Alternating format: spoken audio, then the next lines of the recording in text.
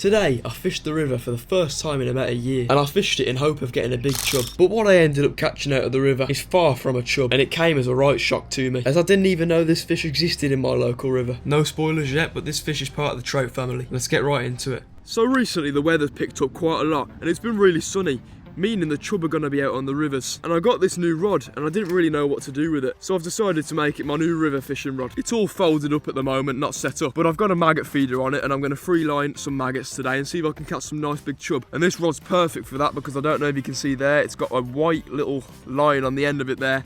Basically, it's got a really sensitive tip, so any bites I get on it, I'm gonna know. Here's the river behind me. I haven't been here since last summer, and when I did come here last summer, out of this exact spot, I had some lovely perch. They were the nicest perch I've ever seen, in fact. It's because they're in the flowing water all day long, and they were so colourful and vibrant. But I've also caught a really small chub out of here, meaning there's got to be some big ones lurking around. So first things first, I'm going to try out this area. It goes from a deep end here by the tree, and it goes into a really shallow bit there. I don't know if you can tell, but I've seen some perch there before, and I've seen a little chub there before. So obviously I can catch one of them on the maggots. So I'm going to set my rod up there, get a maggot on it, and get out in the river. Nice fresh tub of maggots here, nice and wriggly, and that's perfect for the chub, because they do genuinely just eat anything. But what I'm going to do, I'm going to get 2 reds and 1 white, and put that on the hook, and see if that does the trick, because that's what did the trick for me before. Now I've got some on the hook, I'll load the feeder with maggots.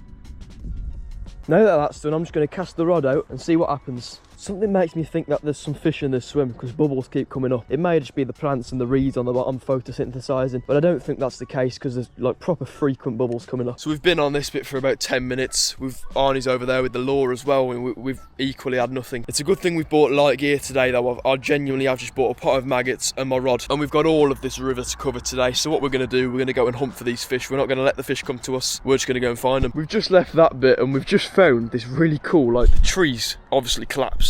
It looks like there's a cave under there though. So we found this little bit of river here and it looks extremely fishable. Only thing is, it's like fenced off with barbed wire, so we're just going to jump this and go on the corner there and see if we can catch anything there. This place looks really promising in fairness. You come down here and then it goes into this really open bit just there where my rod's pointing. And that looks like somewhere what could hold a little shoal of fish. Here we go then. The feeder's now loaded with maggots and I'm going to give it a little flick out right in front of me. Another 10 minutes spent down this little bit here and I had no bites. I've been rebaiting the maggot feeder every 2 or 3 minutes, just giving it another chuck back out, bringing it in, chuck it back out, but nothing's seeming to come out of it. But you know, that's what river fishing's all about. You've got to find these shoals of fish before you can actually catch them, and that's why it's so tough. So I'd imagine for the first 4 minutes of this video at least, we're just going to be finding new locations until I actually catch a fish. It's a very scenic river this is. You go down there and it's got a bit where it's deep at either end and there's a shallow bit in the middle. And then here, it's just like a little pond it looks like from here, but it is the river, I promise you. I found the next location. I'm going to dip my rod in for a bit. It doesn't look like much, but right there, the really shallow part, there's a snaggy tree, which I suppose loads of fish like snags, so that'd be good. And it's deep under the tree as well, but over there especially, I'm not sure what tree that is. It looks like a willow tree, but it's overhanging. Chub could be there. I've got the feeder loaded again, and I've just got to cast it as fast as I can, because all these maggots keep just dropping out at like a really fast pace, so I don't want to lose all of them. But there we go. I can see my maggots in the water there actually. The hook is just floating. Hopefully someone will bite it. So we've ran into a bit of a problem. See how the river's just completely fenced off here? That's because there's loads of cattle, like cows and stuff in the field usually. It's just to prevent them from going in. But it's a bit of a bummer for us really, because it fences it off there, and once you go down there you can't go no further, because we would end up in someone's back garden, which I don't mind fishing in, but like I don't think they'd be very happy if they see me fishing in a garden. So we're going to make our way back to the beginning, into the open part where we've always fished on this river, and we actually catch fish there. I think that's the best bet for today. But it was nice exploring this bit of river. It's pretty nice to be fair. It flows really fast at some points. It looks fishable down here, but it's just hard to access because of this fence. And Arnie's lure is definitely not going to be able to get in there. Back here at location 1 now, the best location on this river. I'd say we're going to spend about 2 hours here now. I'll pop a maggot on the hook and just cast out and see what we can catch. Literally anything will do me. Here we are then. I'm just going to go back in the middle there. That's where the fish usually come out of this bit. I've just had my first bite of the session, guys. It was only a little twitch. Nothing was on though, but the line just tugged. I don't know if anything's on. Oh, something's on. Something's on. I think. Oh, he's gone. Damn. So I now know that there's a bit of a shoal of fish down here, which there usually is. I can't see it today because the sun isn't out and I haven't got my polarised glasses, but there's usually a little school of perch around about there in the reeds in the middle. And this is where I've caught my first chub as well. My only chub I ever caught. I've never really been chub fishing before, and the one I caught, he was about that big. He was small. And I think because it's not the sunniest of days, the fish are more than likely going to be at the very bottom. They're not going to come up to the top.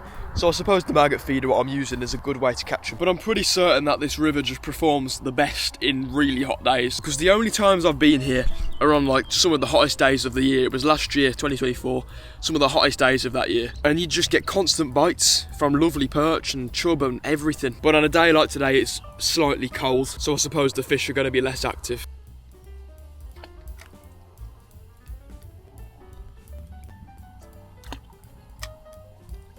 Nothing's currently coming out of this little bit in front of me, so I'm just going to launch the feeder as far as I can ahead of me. That was good. I've just remembered I wasn't actually fishing the very good section of the river, because I was down there by that tree just past it, and you do catch stuff out of there but not often. But from this bit where I am now, there's like a dead tree there which was a bit bushy last year. A load of fish was here, and I can imagine they're still here now because a few bubbles are coming up every now and then, and they look like fish bubbles anyway. So I'm going to cast the rod back out into this little bit here. Here we go. I've got to be careful casting here because there's a load of barbed wire beneath my feet, but all I used to do here was cast into the middle and it would float down, the float would. But obviously this is probably going to stay in the one space at the bottom, which is not a bad thing because the fish are on the bottom. Now this is where the session started to get interesting, and I had my first proper bites. I'm not joking, I've just had a chub on. Oh man, I forgot to click record there, but I've had a chub on. He was big. I saw him come up, but I lost it halfway. Let's get him back on. I'm starting to get the knack of this free liner now. I'm currently just watching the rod tip like mad. I'm stalking it. But all it was, I felt a little nibble on the rod sort of, and then it started going crazy. And then yeah, a fish was on, got halfway up, but then it went off. That's the downside when you're using barbless hooks, but I suppose it's better for the fish care. I'm telling you now, he was a big chub. He weren't huge, but he was like big for me. He's bigger than what I caught before. Now I was into something that I was certain was a chub, but when the fish surfaced, and by the way it was fighting, I soon realised it wasn't. And in my opinion, it was something far better than a chub. I'm on, guys. I've got a fish. I don't know what it is, but it's big and it's lovely. It's a grayling. Oh my god, guys! I've caught a grayling. Whoa! I've got a grayling. Whoa! Well, guys, I cannot believe I've caught this fish. A grayling. I've never caught a grayling before, and I did not think I was going to catch a grayling today. But would you look at that? What a beaut that is. Never in a million years did I think I was going to catch a grayling. I came for chub, caught a species that's quite hard to catch, and it's a stunning thing. Just look at that. I'm going to get him back in the water now though, and go on bud, swimmer. Let's get this back out then and catch some more fish. Hopefully another grayling. Well, there we have it then. First catch of the day, a grayling. I'm shocked. People usually go fly fishing for them, and I've just caught one on a maggot feeder on the river that I never knew fish existed in. That's better than a chub any day if you ask me. I'm back out now and I really hope to catch another one. I'd like to catch a chub still of course, but I want to catch another grayling now. That's pretty cool. Best part about it is he was pretty big. He was massive, and I didn't even know fish that big existed in here. He may very well have been the only fish in the swim, but I think if there's one, there's bound to be more. But what did I tell you? I told you this peg was a good peg. I just find it quite surreal that I've caught one, because I know grayling, they're really hard to locate. They're like a very hard fish to catch in some cases. But I've probably got about an hour left down here now, so let's just get catching whatever we can catch. Who knows, maybe I'll end up getting a little trout or something. I've just been searching up and it says that grayling, they're rarely over 2 pounds. Now I wish I'd have had my scales with him because I could have weighed him then.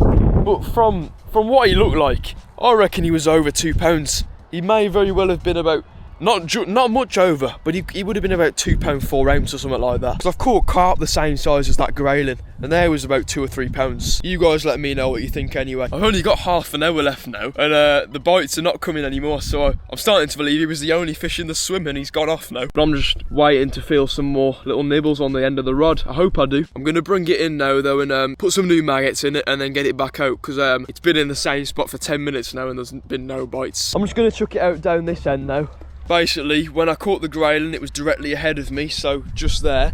And then I was just casted to the right of me, and now I've casted to the left of me. So I'm just exploring the swim a bit. I'm loving this new rod and reel combo though. It's absolutely amazing.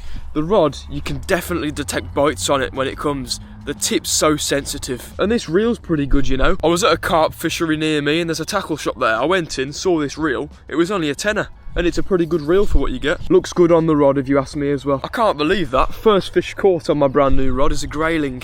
Was supposed to be a chub, but I could still get one. If any of you have got any chub fishing tips for me, please let me know, because I do really want to catch some nice chubs soon. Crazy thing is, I wasn't even supposed to be coming to the river today. I found this stretch of stream near my house, and I was going to go there with the rod and try and catch a chub out of the stream, which is possible, I suppose. But then I'm very glad I came to the river now. Let's try a little bit further upstream now, or should I say upriver? I don't know. I'm going to have to give it one more go though, because I really do want to catch a chub, or at least one more fish. There's a nice open section there, which I'll give a go. Here we go then, let's get out into that bit there. Hopefully I've stumbled upon a little shoal of fish maybe. Right, I've been trying this spot for a while now. I've casted by that little hump thing there, I've casted by the reeds, I've casted there, and right in front of me in fact. Nothing seems to be coming out. Let's get it back out there one more time then.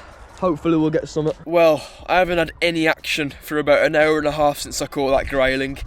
But I'm not too bothered. I've had an amazing session. I am going to pack my rod up real quick though. Well, that's the rod all packed up now, and I'm going to have to bring the video to an end here. But what a great session it's been. I've absolutely loved every second of it. I love exploring the rivers and streams of where I live, because it's just nice getting to know your local waters and what's actually in the waters. And I mean, I've just found out that's a grayling in my local river. Never in a million years would I have thought that, but yeah, I came for chub, got a grayling. Hopefully next time I come for chub, I'll actually get a chub though. But for now everyone, I'm going to wrap the video up here. If you enjoyed watching, please leave a like on the video, subscribe to my channel if you're new here, or you're just watching and you're not subscribed, subscribe now. Turn on the notification bell so you don't miss another one of my videos in the future. Become a member of my channel if you'd like to, the link for that's in the description. But for now everyone, I'll see you all in the next video. Peace.